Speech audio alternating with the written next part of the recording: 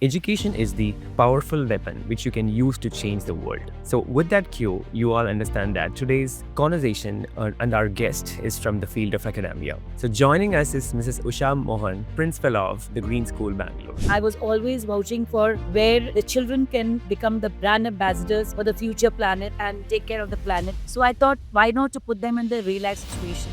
And that's why I came up with the concept of zero energy, zero carbon, and a zero waste school. The type of architecture the classrooms are built. Japanese buildings are all round shape. I'm very impressed with that. So I was talking to a person from Japan. He was telling why the buildings are round. He says all the energies, it should be always like kept inside. That's the reason temples are always built like this, round. The seat of energy is temple. Seat of energy is any school. So much energy is exchanged between the teachers, children. The understanding of the actual education lies in what you talked about, being aware of this environment. How as a person be more sustainable. I think the psychology of the people is like that. They run behind brands. They run behind global world. They feel my children are going to be exposed to world if I put them in a world school.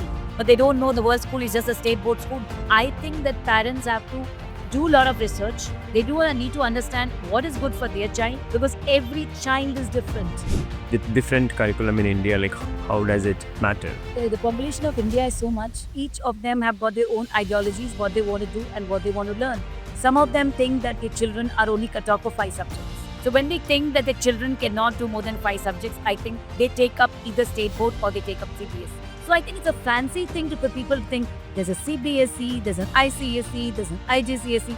These are all only to cater to all this type of people to think that, okay, if a child is doing about 11 subjects in ICSE, people say, oh my God, my child cannot do 11 subjects in ICSE. There is always, I think when I look at academia as a general field, the percentage of women versus men is always, when it comes to school education, especially in India, I've seen that there is a lot of women who are coming into the school level teaching, but when it moves from school towards the STEM education or even, more into the college and the universities, I see the percentage drops. Parents trust women in schools than men, and unfortunately in India. And where teachers are concerned, yes, you can have even male teachers, but not many of the men prefer teaching because teaching profession, unfortunately in India, is not a very, very high-paying profession. I don't think so. All the curriculums in the Montessori or anywhere really focuses on that holistic learning. Like everybody uses jargonic word as saying, oh, I'm using Steiner education. And some people say, oh my God, I'm using Maria Montessori. But the thing is that, are they seriously following one pattern of education in the preschool?